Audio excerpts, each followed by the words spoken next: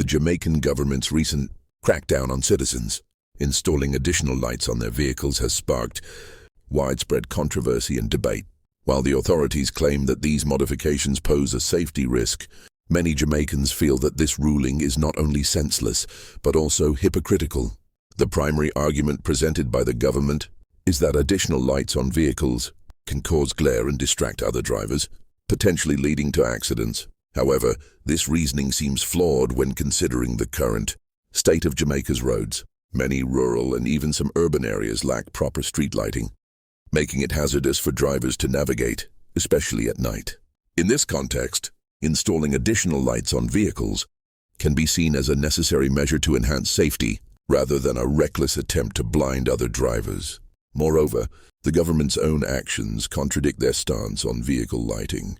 It has been observed that government officials and agencies are purchasing the latest models of cars, often equipped with advanced lighting systems that emit brighter and more intense beams than those found in older vehicles.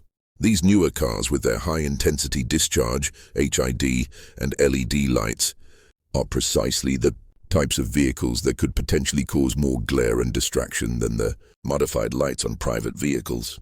The disparity in treatment between government vehicles and private vehicles is glaring. While government agencies are free to purchase and utilize vehicles with advanced lighting systems, private citizens are penalized for taking similar measures to improve their safety on the road.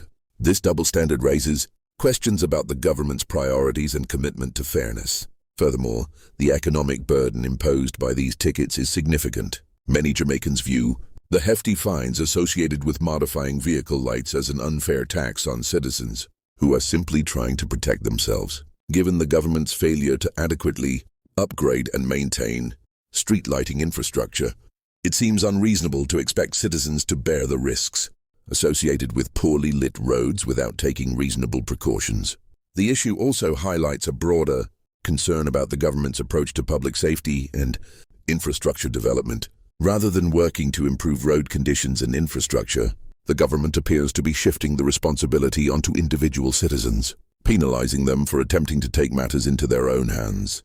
This approach not only undermines trust in the government's ability to provide basic services, but also places an undue burden on citizens. In conclusion, the government's ruling on vehicle lighting modifications seems misguided and unjust. By penalizing citizens for taking steps to enhance their safety on poorly lit roads, while simultaneously purchasing vehicles with advanced lighting systems, the government is sending a contradictory message. Rather than imposing fines and restrictions, the government should focus on improving road infrastructure and working with citizens to find solutions that prioritize public safety. Ultimately, the government needs to reassess its priorities and consider the safety concerns of its citizens. By working together to address the root causes of safety issues on the road, rather than simply imposing penalties, the government can build trust and create a safer environment for all Jamaicans. Front-end parts are expensive. That's why we need to see the road. That's why we upgrade our lights or add extras, not for the petty reasons you believe.